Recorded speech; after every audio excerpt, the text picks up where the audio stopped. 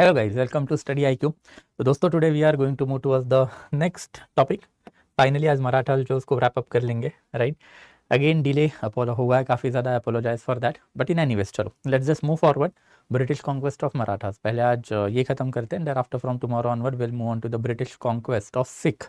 तो ये जो बचे हुए टॉपिक है इसको रैप अप करेंगे and thereafter we'll embark upon the peasant tribal rebellion and thereafter revolt of 1857. तो that will be the rough timeline जिसको I'll be trying to cover up by this weekend.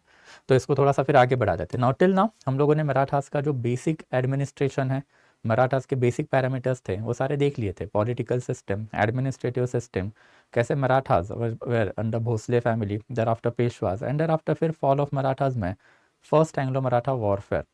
First Anglo Maratha warfare में हमने देखा था कि as such कोई भी clear cut victorious side emerge नहीं हुई. जो साइड एमर्ज हुई है वो बाय एंड लार्ज ब्रिटिशर्स ही हम लोग कह सकते हैं, बिकॉज ब्रिटिशर्स के लिए it proved out to be beneficial. हमने देखा था 1782 में जब ट्रीटी ऑफ सालाबाई साइन हुई थी तो 20 ईयर्स का पीस ही ब्रिटिशर्स को नहीं मिला. Britishers also got the alliance of Maratha and with the help of that alliance Britishers ने 1799 को टीपू सुल्तान को हरा के भी रखा था.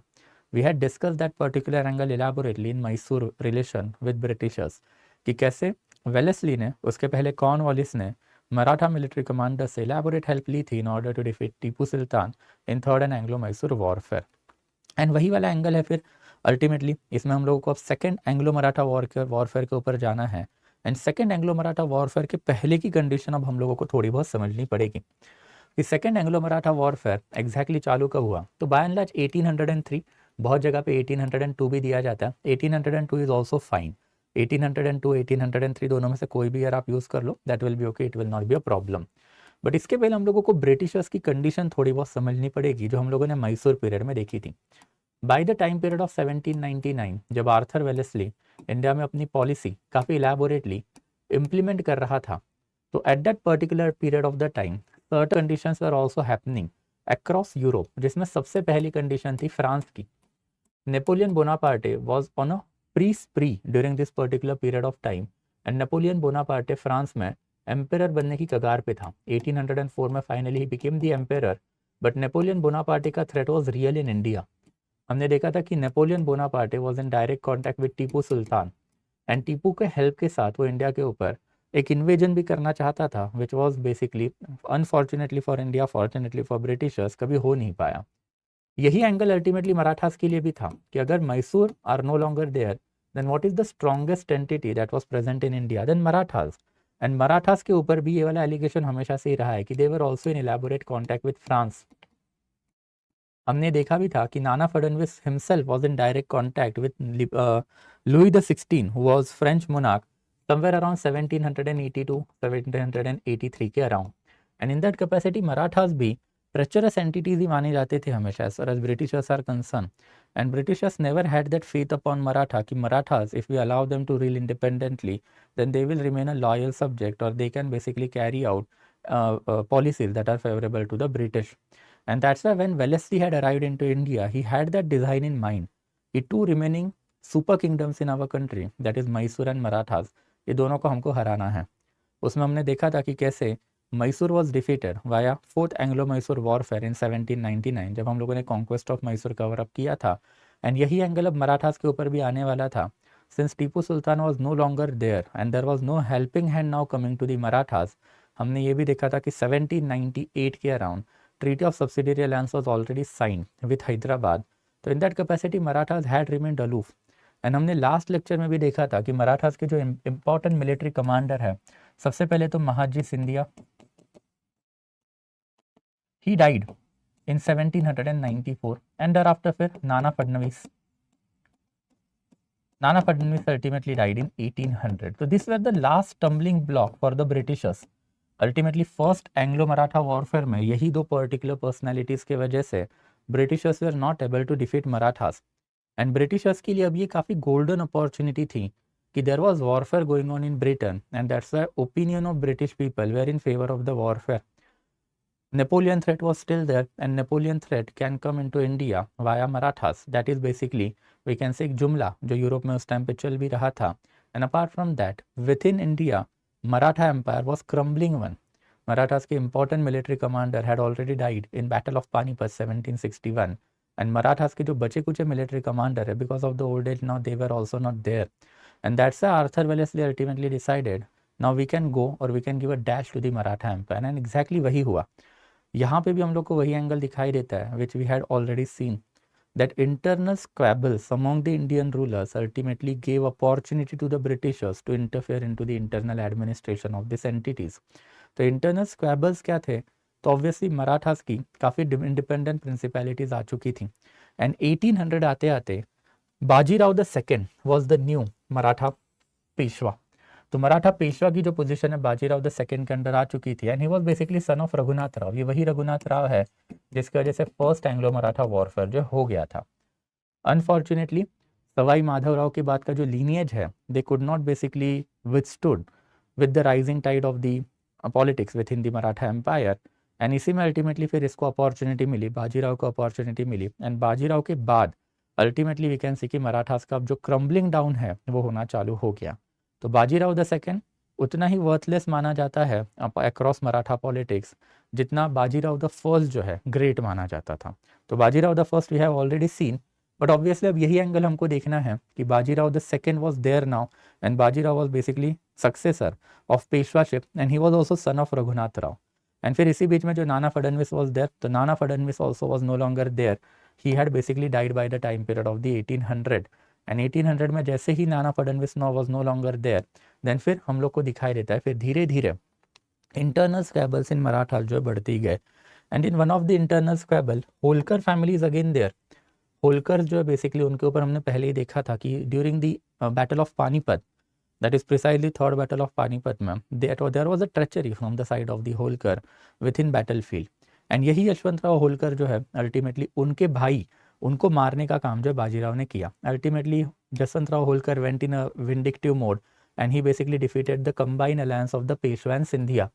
पेशवा सिंधिया की अलायंस अब काफ़ी अच्छे तरीके से रही है because of Mahadji Scindia and Nana Phadnavis. वही वाला एंगल कंटिन्यू रहा है, Scindias and Peshwas are quite good allies, and इनके अगेंस्ट कौन खड़ा रहेगा, फिर गायकवाड्स खड़े रहेंगे, एंड देयर आफ्टर फिर we have also seen that is Holkars खड़े रहेंगे। ये bitter rivalry from the battle of Panipat हम लोगों को दिखाई देती है, जहाँ पे Damaji Gaikwad made that misadventure of entering into the warfare without listening to the chain of command, ultimately escape and he thereafter ultimately went to Gujarat. तभी से वो एनमिटी है। मल्हारराव होलकर जो एक्चुअल में बैटलफील्ड में अवेलेबल थे, उन्होंने भी एक ट्रेचरी की, वो एलिगेशन उनके ऊपर हमेशा से ही रहा। तो that was the distinction basically among the Peshwas और मराठा मिलिट्री कमांडर कि now Gaikwad and thereafter Holkar जो है they by and large remain against Peshwa, and Peshwa को सपोर्ट करने के लिए Mahadji Scindia was there, and यही वाला एंगल कंटिन्यू रहा कि in one of the internal squabble पहले Jaswantrao Holkar who was the ruling Holkar king at that time, उनके भाई को मार दिया पेशवा ने, एंड उसका बदला लेने के लिए फिर Holkar attacked on Poona, and in this particular battle ultimately Bajirao along with Scindia जो है they got defeated basically, and इसी से डर के फाइनली बाजीराव जो है पूना से भाग निकला, डायरेक्टली बैसिन में पहुंचा। Basin is again Vasai Virar वाला एरिया। ये वसई विरार वाला एरिया कहाँ पे आता है, मुंबई का आउटस्कर्ट पे आता है। उस ज़माने में this was the real Mumbai, जो आज की मुंबई आपको दिखाई देती है, बॉम्बे आपको दिखाई देता है। It is basically the city that they created, Britishers created in 19th century. But in any ways Bassein में ultimately Britishers colony was there, Britishers की फैक्ट्री थी, एंड अल्टीमेटली फिर बाजीराव को यहाँ पे ट्रीटी ऑफ सब्सिडरी अलायंस जो है साइन करने के ऊपर फोर्स किया गया। Bajirao ultimately did sign the treaty of subsidiary alliance, and इसी एंगल में हमको सब्सिडरी अलायंस ट्रीटी जो है वो देखनी भी पड़ेगी। In fact subsidiary alliance treaty was sign और it was basically brain childed, it was created by lord Wellesley himself. Wellesley ने ही ये पर्टिकुलर ट्रीटी जो है वो बना के रखी हुई थी, एंड लॉर्ड वेलेस्ली को ही क्रेडिट जाता है कि rather than fighting warfare we can basically undertake internal squabbles into consideration and we can utilize that internal squabbles for the territorial gain within India. इसके प्रोविजन आपको थोड़े बहुत समझने पड़ेंगे in order to understand this treaty. इसको हम लोग later on भी इलेबोरेटली पढ़ेंगे जब गवर्नर जनरल वाले टॉपिक में जाएंगे तब, बट अभी बस ऊपर ऊपर से बेसिकली आपको समझना है। Wellesley was a shrewd person when he arrived into India. He saw the situation of India and whatever politics that European people were playing within India. And ये पॉलिटिक्स देख के फाइनली उसने अपने कुछ प्रोविजन बनाए, एंड ये provision वे significant. सबसे पहले जो या फिर सबसे पहला वाला जो प्रोविजन है, ईस्ट इंडिया कंपनी के आर्म फोर्सेस जो है वो आपके सप्लाई के लिए या फिर आपके प्रोटेक्शन के लिए दिए जाएंगे। तो arm forces of East India Company will be there for the protection of US. And फिर ये रखे कहाँ पे जाएंगे, तो आपके बेसिकली कैपिटल सिटी में रखे जाएंगे। एंड सेकेंड जो है बेसिकली इंपॉर्टेंट टाउन्स जो है वहाँ पे रखे जाएंगे। दूसरा इंपॉर्टेंट एस्पेक्ट जो है, ये पर्टिकुलर आर्म फोर्सेस का खर्चा अब इंडियन रूलर को उठाना पड़ेगा। ये बेसिकली एक्सपेंडिचर जो होगा, ये एक्सपेंडिचर अल्टीमेटली इंडियन रूलर देंगे। ये एक्सपेंडिचर जो है इधर in the form of cash आप दे सकते हो, या फिर आप बेसिकली कोई ना कोई तो टेरिटरी जो है वो हम लोगों को दे दो। तीसरा इंपॉर्टेंट एस्पेक्ट जो है, in order to execute the agreement, आप कोई भी यूरोपियन एम्प्लॉयमेंट आपके कोर्ट में नहीं दोगे। नो यूरोपियन एम्प्लॉयमेंट बेसिकली आपके कोर्ट में होना चाहिए। तो कोई भी यूरोपियन एम्प्लॉयमेंट आप नहीं दोगे। फोर्थ इंपॉर्टेंट एस्पेक्ट जो है that is basically related since European employment not there, कि कोई भी इंडियन रूलर के साथ आपके रिलेशंस नहीं होने चाहिए। And thereafter fifth important aspect, ये सारी चीज़ें मैनेज करने के लिए आपके कोर्ट में एक रेसिडेंट रखा जाएगा, that is British appointed resident. ना कि ट्रीटीज जब बेसिकली इंडियन रूलर्स को दी जाती थी, एक पर्चे पे 5 एग्रीमेंट बेसिकली पॉइंट लिख कर दिए जाते थे, तो देने के बाद इंडियन रूलर के लिए ये काफ़ी सिग्निफिकेंट एस्पेक्ट रहा है। Why this aspect is significant? Because by the time period of 1800, everybody knew that British East India Company के forces within India are the most supreme forces. And अगर उनका protection हम लोगों को मिल रहा है, then this is a good thing. And in return ultimately हमको बस उनको पैसे देने हैं, and for that purpose that is also manageable. Because फिर ब्रिटिशर्स का सपोर्ट अगर आपको मिल रहा है, तो आप इंडियन फोर्सेस जो उनको निकाल दोगे। आप अपने मर्सिनरीज को हायर नहीं करोगे ना, मर्सिनरीज को निकाल दोगे, एंड वही पैसा जो अल्टीमेटली ब्रिटिशर्स को रूट करोगे। But Wellesley was shrewd enough. What he understood is something that no Indian ruler at that time was capable of understanding because of the lack of the diplomatical acumen within Indian ruler. Ultimately ये provision अगर आप देखोगे तो एक एक करके आपको पता चलेगा कि जैसे ही ये ट्रीटी किसी ने साइन कर ली, he basically gave away his independence, total independence जो आपका चला गया। क्यों? बिकॉज सबसे पहले जो है अपने ईस्ट इंडिया कंपनी के आर्म फोर्सेस को अपने कैपिटल एंड इंपॉर्टेंट टाउन्स में रख दिया। Why this particular angle is significant? The angle significant है बिकॉज कोई भी एंशियंट एंड मीडिएवल नहीं तो मॉडर्न इंडिया या फिर मॉडर्न वर्ल्ड का भी वॉरफेयर निकाल के देखो, वॉरफेयर खत्म कब होता है? वॉरफेयर खत्म तब होता है जब आपका कैपिटल टाउन जो है गिरता है या फिर हारता है। यहाँ पे आपने ब्रिटिशर्स की फोर्सेस को डायरेक्टली कैपिटल टाउन के अंदर ही लाके रख दिया। ये सेम मिस्टेक की थी, किसने की थी? मीर जाफर ने की थी।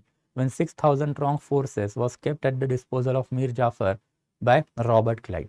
तो ये रॉबर्ट क्लाइव वाला ही पंगा है जो बेसिकली वेलेस्ली ने उठा के अपने ट्रीटी में डाल दिया कि बढ़िया चीज़ है कि अगर इंडियन रूलर को इतनी भी समझ नहीं है कि अपनी ही कैपिटल में एक दुश्मन फॉर टेरिटरी या फिर दुश्मन के फोर्सेस आप रखोगे तो वो फोर्सेस जो आपकी बात मानेंगे ही नहीं।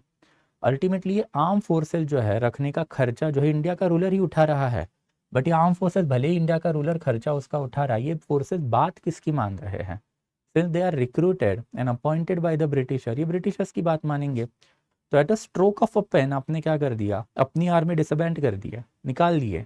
अपने ब्रिटिशर्स की आर्मी लाके अपने कैपिटल में रख दी, अपने इंपॉर्टेंट टाउन में रख दी, under the false sense of security कि this people will listen to you because you are paying to them, and under the false security that this particular army will give you maximum possible protection. Ultimately हुआ क्या कि army भी Britishers ने recruit की, army का खर्चा भी ruler का हुआ, वो आर्मी इंडिया के स्ट्रेटेजिक पॉइंट पे आके बैठ गई, एंड अल्टीमेटली वो जो आर्मी है वो आर्मी ने बेसिकली क्या किया? इंडियन रूलर को ही खत्म करने का काम किया at the instigation of the Britishers. Further ये दोनों चीज़ें साइन करके आपने क्या कर दिया? अपने जो फॉरेन रिलेशन है वो आपने गिव अवे कर दिया। फॉरेन रिलेशन गिव अवे कर दिए का मतलब क्या है? तो सबसे पहले तो यूरोपियन एम्प्लॉयमेंट आप प्रोवाइड नहीं करोगे। तो ऑब्वियसली जब यूरोपियन एम्प्लॉयमेंट आप नहीं दोगे तो ultimately how are you going to establish diplomatic contact with the French monarch या फिर नेपोलियन बोनापार्ट जो वहाँ पे है? टीपू सुल्तान हो सकते हैं, नाना फडणवीस हो सकते हैं। They establish diplomatic contact with French with whatever French trader और French military officers were there in their territory. अब यही नहीं है तो how are you going to establish diplomatic contact? Worst, आप किसी दूसरे इंडियन रूलर्स के साथ भी अगर समझौता संधि ट्रीटी करना चाहते हो then also you need to take permission of the Britishers. उसके बिना आप कोई भी इंडियन रूलर के साथ भी रिलेशन नहीं रखोगे। तो again at a stroke of pen आपने क्या किया? आपने आपके फॉरेन रिलेशन जो है वो भी गिव अवे कर दिए, एंड अल्टीमेटली इससे भी वर्स कोई चीज़ रहेगी। ये सारी चीज़ें मैटर बेसिकली संभालने के लिए आपने एक रेसिडेंट अपनी कोर्ट में रखवा दिया, what will be the work of the resident, you tell me. The resident will ultimately come into Indian court and thereafter India का जो प्रिंस है, किंग है, उसका राइवल फैक्शन कौन है वो चेक करने का काम करेगा, एंड राइवल फैक्शन के साथ कांटेक्ट करके राजा को धमकी देगा कि अगर आपने ज़्यादा आवाज़ की तो आपको निकाल के इनको बिठा दिया जाएगा। And ultimately that raja will become virtually helpless. राजा ने ट्रीटी साइन क्यों की? Because of the lack of the diplomatic acumen, because of the non awareness of the western European politics. आज हमको ये बेवकूफ़ी लग सकती है, but we need to see it from the perspective of 1798 1799। 1798 1799 में जब ट्रीटीज ऑफर की गई इंडिया के रूलर को, for them it was a good proposition. Why it was a good proposition? Because they thought they are purchasing the security of the best possible military resources across the world. जबकि ये best possible military resources were the biggest enemy of this ruler, ये इनको कभी पता ही नहीं था। And that is true also ना, ब्रिटिशर्स ने फ्रेंडशिप के गार्ब में ही सबके गर्दन पकड़ी हुई है, फ्रेंडशिप का चोला पहना, अंडर आफ्टर एक एक बंदे या फिर एक एक पॉलिटिकल एंटिटी के पीठ के पीछे छुरा खुपसने का काम जो है ये इन्होंने करके रखा था। And that is what exactly happen. Wellesley ने ये ट्रीटी सबसे पहले 1798 में हैदराबाद जो है उसके साथ साइन करके रखी थी, एंड हैदराबाद जो है बेसिकली वर्चुअल पपेट बन गया। देयर आफ्टर वेलेस्ली ने यही वाली ट्रीटी 1799 में मैसूर को ऑफर करके रखी थी, and Mysore was also force because Wodeyar rajas को बिठाया था टीपू सुल्तान को मारने के बाद। तो वोडेयार राजास के साथ भी ये ट्रीटी जो है उन्होंने साइन करके रखी हुई थी, and by the time period of 1801 even Awadh was forced to sign this particular treaty. जिसकी वजह से हुआ क्या कि साउथ इंडिया की इंपॉर्टेंट टाउन, नॉर्थ इंडिया की इंपॉर्टेंट टाउन्स में ब्रिटिशर्स जो है उनका काफ़ी होल्ड आ गया over a period of the time. यही बेसिकली जो आर्मी यहाँ पे रखी हुई थी, ये आपके कैंटोनमेंट टाउन्स पूरे दुनिया में, इंडिया में जो है बनने वाले हैं। आज भी आपको स्टेट में कहीं ना कहीं पे तो कैंटोनमेंट टाउन दिखाई देगा, जिसका कोई पर्पस समझ में नहीं आता कि इतने इंटीरियर में ये आर्मी की एस्टेब्लिशमेंट कर क्या रही है। तो ये ब्रिटिशर्स एस्टेब्लिशमेंट हुआ करते थे, वो वाला area erst while capital town हुआ करता था या फिर इंपॉर्टेंट फाइनेंशियल सेंटर हुआ करता था, जहाँ पे ब्रिटिश आर्म फोर्सेज जो है रहती थी। तो इसके ऊपर भी लेटर ऑन बात करेंगे। थोड़ा बहुत कैंटोनमेंट टाउन का भी कंसेप्ट है, जैसे मीडियवल इंडिया में हमने गैरिसन कैंप टाउन देखे हुए थे, मॉडर्न इंडिया में थोड़े से कैंप टाउन इंपॉर्टेंट होते हैं, cantonment town sorry. But in any case अब ये जो ट्रीटी है, this is basically treaty of subsidiary alliance. ये ट्रीटी ऑफ सब्सिडरी अलायंस जो है बाजीराव को ऑफर की गई, एंड बाजीराव ने ये बेसिकली ट्रीटी जो है साइन करके रखी कि सबसे पहले जो कंपनी के आर्म फोर्सेस उसको सपोर्ट करेंगे, उसके रिटर्न उसको कुछ कंपनी को पैसे देने पड़ेंगे। पैसे उसके पास थे नहीं, तो उसने सूरत वाली टेरिटरी जो है एंडर after 26 lakh rupees worth of surrounding territory company को दे दी। देर आफ्टर निज़ाम जो है पहले से ही परेशान हो चुका था, हैवी अमाउंट ऑफ मनी जा रहा है, मराठास को भी चौथ देना पड़ रहा है, देर आफ्टर ब्रिटिशर्स को भी, बिकॉज इसने भी 1798 में ये वाली ट्रीटी साइन करके रखी थी। तो बाजीराव ने ये भी एक्सेप्ट कर लिया था कि निज़ाम के डोमिनियन के ऊपर हम लोग कोई भी चौथ नहीं लगाएंगे। देर आफ्टर नेक्स्ट वन जो है कंपनी का आर्बिट्रेशन जो है वो हमेशा मानना पड़ेगा। Thereafter no European employment, no relation with the any other entity, and obviously last but not least is basically resident जो है वो आपको कोर्ट में रखना पड़ेगा। तो ये सारे प्रोविजन एज यू नो कि काफ़ी अब लॉजिकल प्रोविजन है, हर एक रूलर के साथ यही वाले प्रोविजन जो साइन हुए हैं। As I told you subsidiary alliance के बाद में थोड़ा सा डिटेल में पढ़ेंगे जब वेलेस्ली में जाएंगे तब। बट इन एनी केस जैसे ही ये ट्रीटी साइन हुई, ब्रिटिशर्स ने वही बोला कि देखो भाई, सबसे पहले क्या है कि अभी ये सिचुएशन जो है वो चेंज हो चुकी है। Whatever agreement that we had sign it with Mahaji Scindia and we had signed it with Nana Fadnavis. Now those entities are no longer there, situation has change at the ground level, and हम नहीं आया था आपके पास treaty लेके, आप ही का बंदा हमारे पास ट्रीटी लेके आया था। That is Peshwa Bajirao himself had arrived into Bassein and after he signed this particular treaty. But ये ट्रीटी से ultimately Bhosle and Scindia got upset कि Britishers had promised 20 years back that they will not interfere into the internal administration of Marathas, and Britishers ने ultimately second point वही बताया कि भाई हम लोग नहीं इंटरनल एडमिनिस्ट्रेशन में कोई बेसिकली आपके अंदर जा रहे हैं, बल्कि 20 ईयर्स का ही ट्रीटी था वो, peace treaty of Salbai 20 years पहले जो साइन हुआ था, and that treaty has been over now. 20 साल खत्म हो चुके हैं। तो 20 साल अगर खत्म हो चुके हैं, then obviously how can you claim that we can not interfere into your internal administration. तो ये दो पॉइंट के ऊपर अल्टीमेटली ब्रिटिशर्स ने काउंटर दिया, and when Britishers did not listen, Britishers went ahead with the Peshwa Bajirao the second and this subsidiary alliance treaty. This two entities got upset, and ये दो entities ने अल्टीमेटली हाथ मिलाया, एंड हाथ मिला के ब्रिटिशर्स के सामने खड़े हुए। ऑब्वियसली ये वाला बैटल में इन डिटेल नहीं जाऊंगा, जैसे हम लोग बैटल ऑफ पानीपत गए थे। आई टोल्ड यू कि battle of Panipat he significant है, वही थोड़ा सा इन डिटेल बताना था। इसमें बस ऊपर ऊपर से फैक्चुअल डाटा आपको याद रखना है कि सबसे पहले सिंधिया एंड भोसले जो है ये यूनाइट तो हो गए, बट ये पहले बैटल ऑफ अस्साई में and thereafter battle of Laswari में हारे। Battle of Assaye and thereafter battle of Laswari का it's significant battle. Why this particular battle was significant? Because now the army was led by Arthur Wellesley. या Arthur Wellesley के बारे में कभी world history में जाएंगे तब पढ़ेंगे। ही वॉज सगा छोटा भाई, यंगर ब्रदर था रिचर्ड वेलेस्ली का। रिचर्ड वेलेस्ली इज पर्सन जिसने ट्रीटी ऑफ सब्सिडियरी अलायंस बनाई थी and he was governor general of Bengal also. And ये आर्थर वेलेस्ली अल्टीमेटली इंडिया से जाने के बाद बैटल ऑफ वाटरलू में भी नेपोलियन बोनापार्टे के सामने खड़ा था। टोटल 3 मिलिट्री कमांडर थे बैटल ऑफ वाटरलू में, उसमें 1 military commander was Arthur Wellesley and later on Arthur Wellesley will also become the prime minister of the Britain. तो कभी वर्ल्ड हिस्ट्री में जाएंगे तो इनके ऊपर बात करेंगे, but in any case Arthur Wellesley का जो पॉलिटिकल करियर है वो मराठास के एंड मैसूर के अगेंस्ट ही बना था। 1799 में भी this Arthur Wellesley was there in the siege of Seringapatam, defeat of Tipu Sultan. Battle of Assaye, battle of Laswari तो इसके मास्टर स्ट्रोक माने जाते हैं। बहुत सारे हिस्टोरियन तो ये भी कंसिडर करते हैं कि what ever military tactics he learn in battle of Assai and battle of Lasavari, those are the military tactics that he used in the battle of Waterloo, because battle of Waterloo जिसमें ultimately Napoleon हारा, Assai Laswari by and large mountainous terrain के warfare थे। तो एक काफ़ी significant angle जो रहा है, बट ननतलेस ये दोनों हार गए। ये दोनों हारने के बाद ना ऑब्वियसली यशवंतराव होलकर रियलाइज कि उसका नंबर तो नेक्स्ट लगने ही वाला है, because it was Yashwantrao Holkar जिसके अगेंस्ट बाजीराव गया था ट्रीटी ऑफ बेसिन साइन करने के लिए। यही यशवंतराव होलकर ने अल्टीमेटली अटैक करके रखा हुआ था, किसके ऊपर? पेशवास के ऊपर। And that's why Yashwantrao Holkar during this particular time period Scindias and Bhosle जब लड़ रहे थे तब अक्रॉस नॉर्थ इंडिया घूम घूम के जो है दूसरे मिलिट्री कमांडर का सपोर्ट लेने के पीछे गया था। इसमें one notable name is basically Maharaja Ranjit Singh. 1804 में ही वॉज प्रेजेंट और he was there in Maharaja Ranjit Singh court, but Maharaja Ranjit Singh refuse to help by stating कि सतलज के नीचे वाला जो एरिया है that particular area is outside of the pale of my territory, तो वाले एरिया में मेरे को इंटरफेयर नहीं करना है।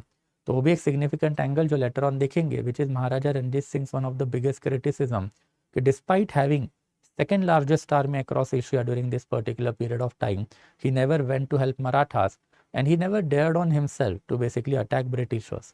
वो एक strategic decision था उस जमाने का था, that we understand. इंडिया आज का अलग है, तब का अलग है, that also we understand, and even if we do not understand we have to accept the fact because history has to be judged from that particular period of time, not from today's time period.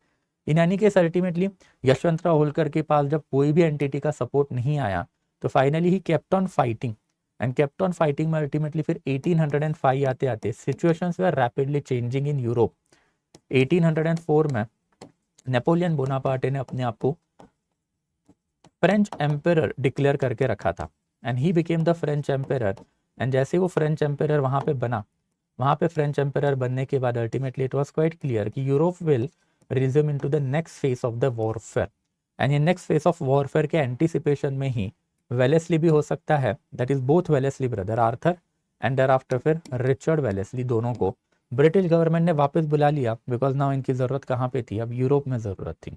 And that is ultimately this war ended कि सिंधियास, Bhosle, Gaekwad and इसके साथ साथ फिर पेशवा, इन सबके ऊपर during this particular warfare subsidiary alliance treaty जो है वो थोपी गई, ये लगाई गई। एंड सब्सिडरी अलायंस ट्रीटी लगाने के बाद अल्टीमेटली होलकर के साथ एक peace treaty of Raipur Ghat जो है वो साइन हुई। ये peace treaty of Raipur Ghat से ultimately it was decided that we will maintain status quo. Status quo मतलब 1802 1803 में वॉरफेयर चालू हुआ है, तो 1802 1803 के पहले वाला जो स्टेटस था that status will be maintain between Holkar and Britishers. तो Holkar remain the only independent principality, but as you can clearly see this particular warfare damage Maratha to the core. ये चीज मैंने आपको 2-3 लेक्चर पहले बताई थी when we had discuss Bajirao the first. This is basically the doing of Bajirao the first, that is creation of the counter Maratha families.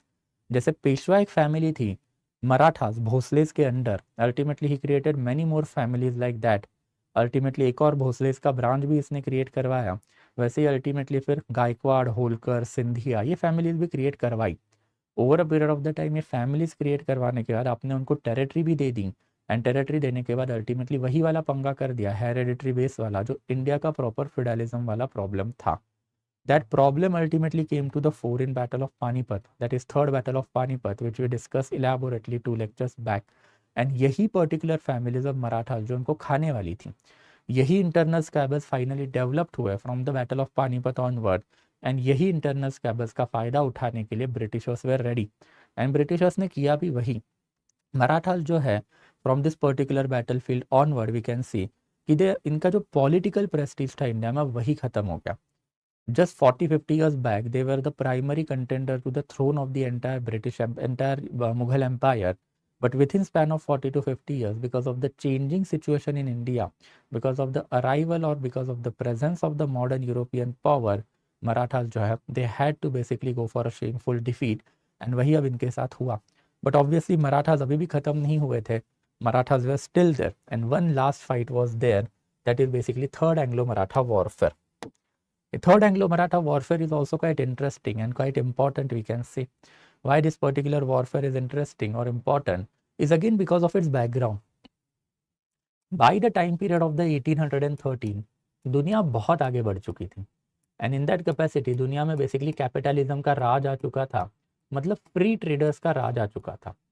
ये free traders जो है बेसिकली कैपिटलिस्टिक फोर्सेस है जिनका हमेशा कहना है कि government must not interfere into economy. तो गवर्नमेंट का इकोनॉमी में कोई भी इंटरफेरेंस जो है वो नहीं होना चाहिए. That is what basically this free traders always stated. And ये फ्री ट्रेडर्स फिर यहाँ पे कहाँ पे आ गए, तो इफ यू रिमेंबर 1813 में ही एक कार्टर एक्ट साइन हुआ था. एंड कार्टर एक्ट ऑफ 1813 में ब्रिटिश ईस्ट इंडिया कंपनी की जो मोनोपोली ऑन ट्रेड है वो खत्म हो गई. And British East India company की अगर ट्रेड मोनोपोली खत्म हो जा रही है तो कंपनी का तो प्राइमरी पर्पस ट्रेड था ना वही खत्म हो गया. एंड कंपनी का प्राइमरी पर्पस जो ट्रेड था वो खत्म नहीं हुआ, बेसिकली हैम्पर हुआ. मोनोपोली कैंसिल हुई है. मोनोपोली कैंसिल हुई है मतलब क्या है कि ब्रिटिश ईस्ट इंडिया कंपनी भी धंधा करेगा, बाकी की यूरोपियन कंपनी जाके भी धंधा करेंगी. ऐसा नहीं लिखा गया था कि बीच से ब्रिटिश ईस्ट इंडिया कंपनी जो है ट्रेड ही कैरी आउट नहीं करेगी. That is something that happened later on, that is 1833 act. 1813 में ब्रिटिश ईस्ट इंडिया कंपनी को वही बताया गया था कि भाई you can not have the monopoly any more. Why? Because of free trader का जमाना है. And free trader does not want any government interference into economy. Government ने ब्रिटिश ईस्ट इंडिया कंपनी को मोनोपोली के राइट देके रखे थे since 1600, but that is no longer applicable now. And in that capacity इनकी मोनोपोली जो है abolish की गई except trade in tea and trade with China, जिसके ऊपर लेटर ऑन हम देखेंगे.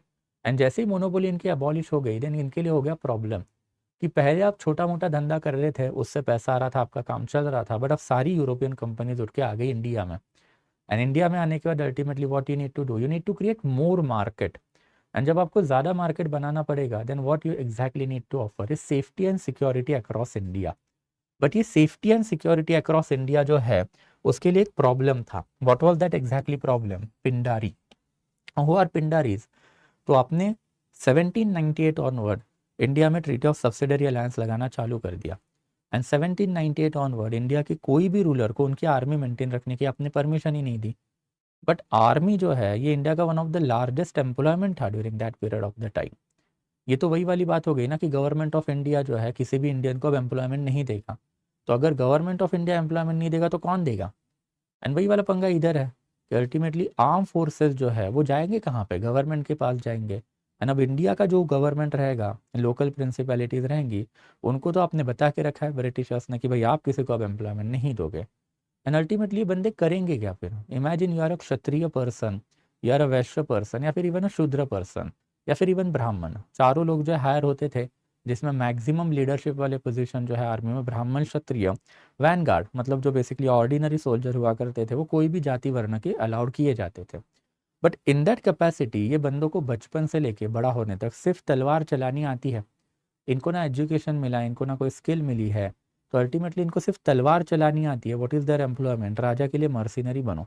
एंड अब इंडिया का कोई भी राजा जो आपको नहीं ले रहा है तो आप क्या करोगे? अल्टीमेटली आपको सिर्फ तलवार चलाना आ रहा है तो आप बेसिकली आप ही के कंट्री में लूटमार चालू करोगे. And that is what this Pindaris used to do. This Pindaris जो अक्रॉस सेंट्रल इंडिया फैले पड़े थे. And why central India? ये सेंट्रल इंडिया में ब्रिटिशर्स का एज सच प्रेजेंस नहीं था. पूना, महाराष्ट्र वाला एरिया, अवध, बंगाल वाला एरिया, मैसूर वाला एरिया, इधर ब्रिटिशर्स का प्रेजेंस ज़्यादा था. बट रफली सतलज से लेके अगर मैं नीचे आता हूँ दैट इज चंबल वैली तक, तो ये वाला एरिया अभी तक नो मैंस लैंड था, ओपन लैंड था. रीजनल प्रिंसिपैलिटीज यहाँ पे काम कर रही थी, एंड यही सेंट्रल इंडिया में ये पिंडारिस का बेस था। यहाँ से अल्टीमेटली उठ के क्या करते थे, प्लंडरिंग रेड करते थे। कभी महाराष्ट्र साइड में करेंगे, कभी बंगाल साइड में करेंगे, कभी उस तरफ सतलज पंजाब वाले साइड में करेंगे, एंड इसके वजह से ट्रेड हैम्पर हो रहा था। And that is what become problem for the Britishers. जब तक ट्रेड मोनोपोली थी तब तक वो चल रहा था, कोई प्रॉब्लम नहीं था, बिकॉज ट्रेड ज़्यादा डीप रूटेड पेनिट्रेटेड नहीं था, अर्बन सेंटर्स में ही रह रहा था। बट अब बाकी की कंपनीज भी आ गई, उनको भी प्रोटेक्शन देना है, because those are British European companies. खुद का भी धंधा चलाना है तो उसके लिए भी अल्टीमेटली ट्रेड सिक्योरिटी चाहिए। एंड दैट्स व्हाई ब्रिटिशर्स ने अल्टीमेटली पिंडारिस के अगेंस्ट वॉरफेयर चालू किया। ये पिंडारिस के अगेंस्ट ब्रिटिशर्स ने स्टेप अर्लीस्ट लेवल पे 1813-14 ऑनवर्ड ही लेने चालू किए, but by the time period of 1816-1817 finally Pindaris जो है उनके लिए अब एक ही एंटिटी बची थी इंडिया में that can do something for them, that is Holkar, because यही इंडिपेंडेंट। एंड होलकर जो है बेसिकली उनका एक लार्ज स्केल सपोर्ट जो है वो भी पिंडारिस को मिल ही रहा था। एंड यही एंगल में अल्टीमेटली हमको दिखाई देता है कि क्या हुआ, देन ऑब्वियसली ये वॉरफेयर जो है चालू हुआ। ट्रीटी ऑफ बेसिन के बाद Marathas were already seething, they were already seething, मतलब उनको रियलाइज हो गया कि how much fool they were made, and this was the cream population of India. ये ब्राह्मण लोग थे, ये ब्राह्मण लोगों को अगर आप बेवकूफ़ बनाओगे तो ये तो सहन ही नहीं होगा इनसे। एंड हुआ भी वही कि ultimately this are the cream intellectual elite of India, and they could not believe कि what they have actually done by signing the treaty of subsidiary alliance. तो जो ट्रीटी ऑफ सब्सिडरी अलायंस के defect थे ये इन लोगों को बहुत ही elaborately अब पता चलने चालू हो गया कि भाई गड़बड़ तो हो गई है, हम लोग जो है बेसिकली हमारे साथ जो है अन्याय हुआ है, अनजस्ट ट्रीटी है ये। एंड तभी जब बेसिकली पिंडारिस के ऊपर ब्रिटिशर्स ने हल्ला करना चालू किया, सप्रेस करना चालू कर दिया, तो Pindaris met with the multiple Maratha political leader, and finally एक ट्रिगर मिला। ट्रिगर क्या था, तो बाजीराव द सेकेंड से ही आया। तो बाजीराव द सेकेंड ने समवेयर अराउंड 1817 लोकल पूना के मिलिट्री कमांडर से बात करके ultimately they decided to revolt. पहले तो इन्होंने जो लोकल लेवल का मिलिट्री कमांडर था ब्रिटिशर्स का रेसिडेंट, उसको मारा, एंड खुद को जो है basically treaty of subsidiary alliance से बाहर है ये डिक्लेयर कर दिया। जैसे ही बाजीराव द सेकेंड ने डिक्लेयर कर दिया, देन जो दूसरे वाले ये लोग हैं दैट इज बेसिकली पूना में तो हो ही गया था, बट अप्पा साहिब नागपुर के भोसले फैमिलीज एंड होलकर जो है उन्होंने भी प्रिपरेशन ऑफ द वॉरफेयर जो है वो चालू कर दी। अल्टीमेटली सिंधियाज एंड गायकवाड़ जो है बाय एंड लार्ज अलूफ ही रहे from this particular warfare, but अब बेसिकली पेशवाज हो सकते हैं, होलकर हो सकते हैं, भोसले जो है वॉरफेयर में आए। But by this period of the time Marathas had become too weak, even Jaswantrao Holkar भी अब मर चुके थे। Jaswantrao Holkar, Yashwantrao Holkar, this is one and the same personality, Jaswant या फिर यशवंत, बेसिकली ये प्रोनाउंसिएशन डिफरेंशिएशन है फिर, okay. But in any case ultimately he had died, and उनके बाद जो उनका पूरा पावर जो है उनकी मिस्ट्रेस जो है दैट इज कॉन्क्यूबाइन जो है उसके हाथ में चला गया था, that is Tulsibai, and she was utterly inefficient person. Peshwa Bajirao जो himself was never a proven military commander, and even Appa Sahib Nagpur है ना, Appa Sahib of Nagpur, he was also not that great person. And in that capacity finally हम लोग को दिखाई देता है कि ब्रिटिशर्स ने खरकी में पेशवास को हरा दिया, सीताबल्दी में भोसलेस को हरा दिया, एंड होलकर जो है they were defeated at Mahidpur. Thereafter फिर 3 सेपरेट ट्रीटीज इनके साथ साइन हुई। सबसे पहले treaty of Poona, and treaty of Poona से अल्टीमेटली पेशवास की टेरिटरी इन्होंने निकालनी चालू कर दी। कौन सी टेरिटरी निकाल ली, तो south of Tungabhadra and north of Narmada river. तो नर्मदा से लेकर तुंगभद्रा का जो टेरिटरी है वही पेशवा का रहेगा, नर्मदा के ऊपर तुंगभद्रा के नीचे वाला जो टेरिटरी है वो ब्रिटिशर्स अपने में अनेक्स कर लेंगे। Thereafter treaty of Gwalior हुआ Daulat Rao Scindia and thereafter East India company के बीच में, एंड सिंधिया जो बेसिकली हमेशा से ही क्या थे, देन प्रो ब्रिटिशर्स थे by this period of the time, and उन्होंने वही माना कि ultimately he will not have any kind of the contact with Pindaris, या फिर उनको ऐसा कोई सपोर्ट हम नहीं करेंगे। एंड देयर आफ्टर फाइनली फिर होलकर, जिनके अभी के लिए रूलर थे मल्हार राव होलकर। मल्हार राव होलकर वो वाले अलग, 1761 वाले, ये वाले अलग। एज यू नो कि इंडिया में ये ट्रेडिशन रहा है कि जो राजा का नाम है वो रिपीटेटिव होता है, जैसे multiple Shivajis are there, multiple Chandraguptas are there. ये काफ़ी ऑर्डिनरी ट्रेडिशन है हिंदू रिलीजन का कि अर्ली ग्रेट रूलर का नाम जो अडॉप्ट करेंगे ताकि उनको जो लेजिटिमेसी थी वही अपने को मिले। तो Malhar Rao Holkar that is different, this one is different, and ultimately इन्होंने भी एक ट्रीटी साइन की that is treaty of Mandsaur. And Mandsaur treaty में एक सीक्रेट एग्रीमेंट हमको दिखाई देता है। दैट एग्रीमेंट इज बेसिकली कि Holkar will take care of Scindias as well as Gaekwad. क्या टेक केयर करेंगे कि अगर पेशवाल जो है उनको अगर हम लोग खत्म कर दे, या फिर पेशवाशिप ही अगर हम लोग एबॉलिश कर दे, तो बाकी के मराठा प्रिंसिपैलिटीज जो है वो दखल अंदाजी नहीं करेंगे। And ultimately it was decided under treaty of Mandsaur कि Holkar will take care of this particular thing. And ये क्यों, अब इसके पीछे बहुत बड़ा पॉलिटिक्स है, but politics remain the old one. कि अगर होलकर की बात करें, होलकर सर ऑलरेडी सिथिंग कि we are basically home then we are Marathas. And हमने पहले भी देखा था कि मराठाज आर लोअर जाति लोअर वर्ण पीपल, जो बाद में अपर जाति अपर वर्ण बने हैं जब शिवाजी महाराज ने सैक्रिफाइसेस करवाए, कोरोनेशन करवाया तब। एंड अल्टीमेटली ये पर्टिकुलर जो एस्पेक्ट है, यही एस्पेक्ट में आपको समझना पड़ेगा कि हमने देखा था कि 1761 में ही जो बेसिकली कास्ट रिलेटेड गालियाँ जो है ये सदाशिवराव भाऊ पेशवा ने मल्हारराव होलकर को डाल के रखी थी। अब ये मल्हारराव होलकर भले ही अलग रहेंगे but they had that enmity since long कि पेशवाल जो है those are basically anti Holkar. And Peshwas ने ही अल्टीमेटली होलकर के भाइयों को भी मारा था, जो अभी हमने देखा, जिसकी वजह से ट्रीटी ऑफ बैसिन भी साइन करनी पड़ी थी पेशवा को जाके। तो ये बेसिकली वी कैन क्लियरली से एक लोकल पॉलिटिक्स है महाराष्ट्र का, कास्ट रिलेटेड पॉलिटिक्स है। यानी कास्ट रिलेटेड पॉलिटिक्स में अल्टीमेटली पेशवाशिप अबॉलिश हो रही है, तो होलकर जो है he will basically satisfying his old grudge and old basically we can say feeling of the vengeance. वही हम लोग को रीजंस यहाँ पे नजर आते हैं। एंड अल्टीमेटली हुआ भी वही कि ट्रीटी ऑफ मंदसौर के बाद फाइनली मराठा कॉन्फेडरेसी जो है बेसिकली इसको डिसॉल्व कर दिया गया।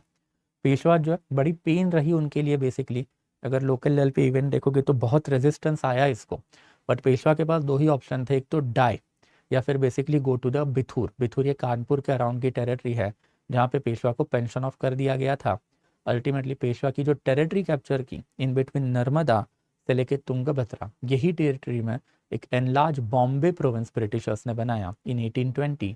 एंड यही Bombay province ultimately got merge with certain territories of what then Nizam of Hyderabad to come out with the Maharashtra and thereafter Gujarat वाला एरिया। एनीवेज उसके ऊपर लेटर ऑन बात तो करेंगे ही करेंगे, but dissolution of the Maratha confederacy जो है वो हम लोगों को फिर दिखाई देती है। एंड फाइनली 1818 में वी कैन क्लियरली स्टेट कि Marathas were vanquished from the political map of India. एक ज़माने में जस्ट 50-60 साल पहले this people were contender to the throne of India. This people could have achieved constitutional monarchy in India, but because of the negligence of the international affair, because of the negligence of the westernization, ultimately they had to pay a very heavy cost. And that heavy cost जो है costed not only Peshwa but also entire India, because of India में there was not even a single entity who could have brought India under his own or who could have basically thrown Britishers away from India. Perhaps the only remaining entity was Maharaja Ranjit Singh, but Ranjit Singh के बारे में पढ़ेंगे कि 1809 में ही उन्होंने treaty of Amritsar या फिर treaty of perpetual friendship with Britishers sign करके रखी थी। सतलज साइंटिफिक फ्रंटियर है भाई, वो नीचे का एरिया हिंदुस्तान का है एंड सतलज के ऊपर वाला जो एरिया वो पंजाब का एरिया, खालसा का लैंड है, तो उसमें ब्रिटिशर्स इंटरफेयर नहीं करेंगे। That is an unfortunate event, but उसके ऊपर लेटर ऑन पढ़ेंगे। Now we have to enter into the causes of the Maratha defeat कि अल्टीमेटली मराठास जो इतनी बड़ी पॉलिटिकल एंटिटी थी हारे कैसे, तो कॉजेज भी तो देखने पड़ेंगे। एंड सबसे एंड फॉरमोस्ट कॉज जो है ये इनका इनहेरेंट डिफेक्ट ही है। मराठास जो है बेसिकली ये कभी भी ये सपना इन्होंने ज़्यादा देखा भी नहीं था, and they never basically played with that basically entire सपना या फिर dream of capturing a pan Indian empire. Shivaji Maharaj का अगर पॉलिटिक्स देखे तो हमने देखा था कि he was basically happy with swaraj, and Hindavi swaraj is basically half of India not entire India. And he did not have any problem कि मुगल अपना साम्राज्य रखे, उसमें इंटरफेयर नहीं करेंगे, उसमें उनके अपने लिमिटेशंस थे which we have already seen. वैसे अगर पेशवाज की बात करें तो Peshwas were sitting in Delhi, Delhi का कोर्ट इनके अंडर था, but still no economical reform, no social reform, no political reform. And ultimately एक अननेसेसरी बैटलफील्ड के ऊपर मराठा लॉस्ट एवरीथिंग। ये बैटल होना ही नहीं चाहिए था। It was a single handed mistake of the Sadashivrao Bhau. He had opportunity of the negotiation, he had opportunity of the basically signing certain agreement, and strategic retreat वहाँ पे ले जा सकती थी, which is absolutely normal in Maratha politics। उसमें कोई problem तो होना ही नहीं चाहिए था। मराठास का पॉलिटिक्स से स्ट्रेटेजिक रिट्रीट गनीमी कावा या फिर बेसिकली गोरिल्ला वॉरफेयर पे चलने वाला था, but ultimately that is an unfortunate instance. And ultimately last but not least the mutual internal rivalry जो मराठा मिलिट्री कमांडर्स में ही डेवलप्ड हुई थी फ्रॉम 1761 ऑनवर्ड। एंड ये ऐसे डिफेक्ट के सामने अगर आप ब्रिटिशर्स के सामने खड़े रहो तो फिर गड़बड़ ही गड़बड़ है। ब्रिटिशर्स जो है मोस्ट सुप्रीम पॉलिटिकल एंटिटी बन चुके थे। 1688 में ब्रिटेन में ग्लोरियस रेवोल्यूशन हो चुका था, एंड ब्रिटेन में डेमोक्रेटिक पॉलिटिक्स जो है वो आ चुकी थी। ये डेमोक्रेटिक पॉलिटिक्स जो है बेसिकली ब्रिटेन में चल रहा था। समवेयर अराउंड 1731 ऑनवर्ड जो है institution of the prime ministership जो वो भी ब्रिटेन में आ चुका था। Imperialism, colonialism, capitalism and thereafter फिर एनलाइटनमेंट के प्रिंसिपल, ये वो वाली चीज़ें हैं जिसके ऊपर हम लोग लेटर ऑन पढ़ेंगे जब हम लोग बेसिकली इसमें जाएंगे, that is social religious reform में जाएंगे तब। बट ये सारे प्रिंसिपल मतलब कौन से प्रिंसिपल है, बाय एंड लार्ज पकड़ के चलो आज के इंडिया के प्रिंसिपल है कि our country, a particular person will not hold that particular country, a ruling government will hold that country and that ruling government will work for the country as well as people। Monarch जो अपने जेब के लिए काम करता है, अपने खुद के लिए काम करता है। एंड फिर ये ऐसे एक ओल्डर डिकेडेंट सिस्टम एक फॉरवर्ड लुकिंग लिबरल सिस्टम के सामने खड़ी रहेगी तो झगड़े तो होंगे ही होंगे। एंड झगड़ों में अल्टीमेटली ओल्डर डिकेडेंट सिस्टम ही कोलैप्स होगी, फॉरवर्ड लुकिंग सिस्टम जो है वही आगे जाएगी। And that is what the dynamism of the British और इंग्लिश इज ऑल अबाउट। ये डायनामिज्म में अल्टीमेटली सबसे इंपॉर्टेंट कुछ रहेगा तो Machiavellian method of the state craft. ये मैकियावेलियन मेथड मतलब चाणक्य मेथड बेसिकली बता सकते हो कि साम दाम दंड भेद। अल्टीमेटली इंडिया के रूलर्स को ये चीज़ समझनी पड़ेगी। अगर उनको किसी ने बताया होता उस टाइम पे तो समझ भी जाते कि चाणक्य ने भी तो वही बता के रखा था, साम दाम दंड भेद, कुछ भी करो विक्ट्री लाओ। एंड ब्रिटिशर भी तो वही कर रहे थे, बस इंडिया में चाणक्य चलता है, वेस्टर्न कंट्रीज में मैकियावेली चलता है। तो मैकियावेलियन मेथड जो है ये बाय एंड लार्ज सेम ही है कि एंड जस्टिफाई द मीन्स। आप कोई भी मीन्स एडॉप्ट करो in order to achieve your end, that is justified. And Britishers ने रिपीटेटिवली वो किया है, बंगाल के साथ हमने देखा, मैसूर के साथ हमने देखा एंड मराठास के साथ भी अल्टीमेटली वही हुआ है। ट्रीटी ऑफ सब्सिडियरी अलायंस जो है ये one of the biggest diplomatic manoeuvre माना जाता है जो इंडिया के रूलर कभी समझ ही नहीं पाए। With a stroke of the pen you basically virtually gave away your independence. थोड़ी भी बुद्धि अगर इसमें आप लगा देते तो फिर ये चीज़ें आप कभी साइन ही नहीं करते एंड एंसुइंग प्रॉब्लम जो इंडिया के रूलर को हुए वो कभी होते ही ना। तो this is also one of the cause. Thereafter फिर loopholes of the Maratha state, कि मराठास के बारे में आपने इलेबोरेटली बात करके रखी है कि ये स्टेट बना क्यों था। एक ज़माने में anti Brahmanical anti Islamic state था। एंड जब बेसिकली ब्राह्मणिकल एंड इस्लामिज्म जो है बेसिकली दोनों ये स्टेट के अंदर ही आके बैठ गए, इनको कभी समझ में ही नहीं आया कि भाई करना क्या है। एक ज़माने में मावड़ वाले एरिया में से उठे हुए लोग थे, एग्रेरियन फोर्स थी जिनको ना ब्राह्मण चाहिए था ना मुस्लिम चाहिए थे। अब ये by the time period of 1760 pan Indian empire बना चुके थे, ये पेशवास के अंडर भी आ चुके थे एंड इस्लामिक रूलर का भी प्रेजेंस उतना ही इनके अंडर सिग्निफिकेंट था। एंड दैट्स अल्टीमेटली लूपहोल माने जाते हैं मराठा स्टेट के कि over a period of the time you should have evolve your politico administrative system, जो आप कभी इवॉल्व ही नहीं कर पाए। And that is why that casteist slur ना जो बेसिकली सदाशिवराव भाऊ ने मल्हार राव होलकर के अगेंस्ट दे के रखा हुआ था, ये ऐसे अनफॉर्चुनेट इंस्टेंस हो क्यों रहे हैं? बिकॉज आप बेसिकली शिवाजी महाराज का कंसेप्ट लेके 100 साल बाद बैठे हुए, चौथ होगा, सर देशमुखी होगा, हिंदवी स्वराज होगा, ओल्डर कंसेप्ट थे, वो डायनामिज्म के थ्रू आपको आगे बढ़ाने चाहिए थे, उसको इवॉल्व करना चाहिए था, जो आप कभी कर ही नहीं पाए। एंड देयर आफ्टर फिर लैक ऑफ लीडरशिप, कि एक ज़माने में जो लीडरशिप इनके पास अवेलेबल थी till the battle of Panipat वो ख़त्म हो चुकी थी।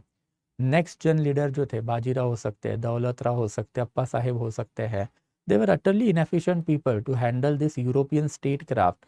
एंड अल्टीमेटली इसी चक्कर में इन्होंने मराठास को जो है वो डुबो दिया।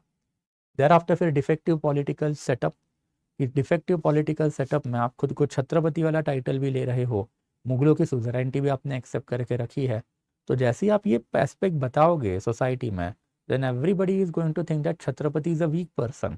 एंड छत्रपति वीक रहेगा तो उसके अंदर के जो मिलिट्री कमांडर है वो छत्रपति को रिप्लेस करने का सपना देखेंगे ही देखेंगे। Peshwa dared for it and Peshwa did it also. Ultimately Peshwas Shivaji Maharaj के अंदर शांति से बैठे हुए थे। यही पेशवाज जो है उसमें से 2 इंपॉर्टेंट पेशवाज को जो है संभाजी महाराज ने फांसी पे चढ़ा के रखा हुआ था। बट यही Peshwas who are sitting with anger against Maratha since long because of Brahmin and Maratha या फिर लोअर जाति लोअर वर्ण वाला angle, they got opportunity to overthrow the entire Chhatrapati Shahu Maharaj का empire. How did it happen? Because Chhatrapati Shahu Maharaj खुद को छत्रपति बोल के मुगल सुजराइनिटी एक्सेप्ट करके बैठे हुए थे भाई, फॉर एब्सोल्युटली नो रीजन। तो there was no need of that loyalty. 1707 में भले ही आपने वो लॉयल्टी दिखा दी, by the time period of 1739 sorry, Nadir Shah के इन्वेजन के बाद तो लॉयल्टी होनी ही नहीं चाहिए थी। तो ये भी एक बेसिकली इनहेरेंट पॉलिटिकल सेटअप जो माना जाता है। अल्टीमेटली फिर इसके साथ साथ फ्यूडलिस्टिक टेंडेंसीज जो मराठाज में आई, इसके ऊपर भी हमने देखा था कि कैसे federalistic tendencies battle of Panipat में and after first second third Anglo Maratha warfare में बाहर भी आई। Deterioration of the economical condition, economical condition का डिटेरियोरेशन बोलने से पहले कोई था ही नहीं। अगर आपको एक एडमिनिस्ट्रेशन चलाना है, हमने एंशिएंट पीरियड ऑफ टाइम से देखा है कि आचार्य चाणक्य ने एक साउंड रेवेन्यू एडमिनिस्ट्रेशन बना के रखा था। मुगलों के पास ये साउंड रेवेन्यू एडमिनिस्ट्रेशन था जिसका हमने इलेबोरेटली बातें की थी। अल्टीमेटली वही कोलैप्स हुआ, economical crisis, jagirdari crisis, agrarian crisis, तब जाके वो एम्पायर कोलैप्स हुआ।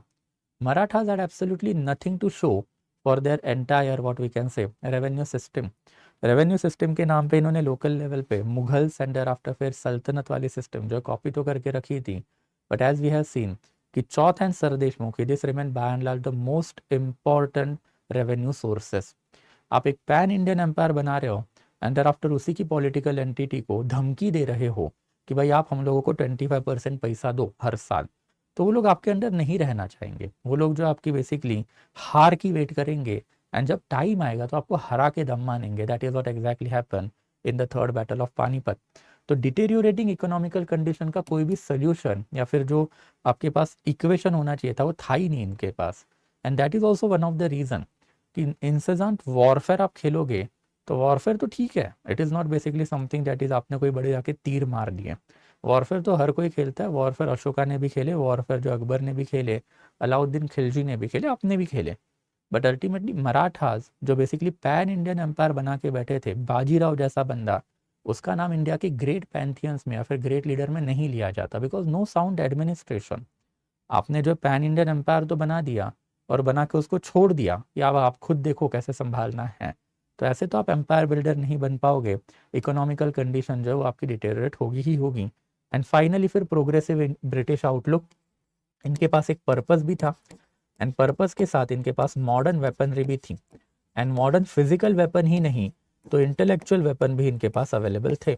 इंटेलेक्चुअल वेपन जैसे बेसिकली वी कैन क्लियरली से सब्सिडरी अलायंस, तो नॉट ओनली फिजिकल वेपन जो बेसिकली इनके पास हुआ करते थे, बायोनेट चार्ज होगा या फिर बेसिकली कैनन्स होंगे, बट इसके साथ साथ इंटेलेक्चुअल भी काफ़ी अच्छे खासे लेवल पे ये लोग रहे हैं।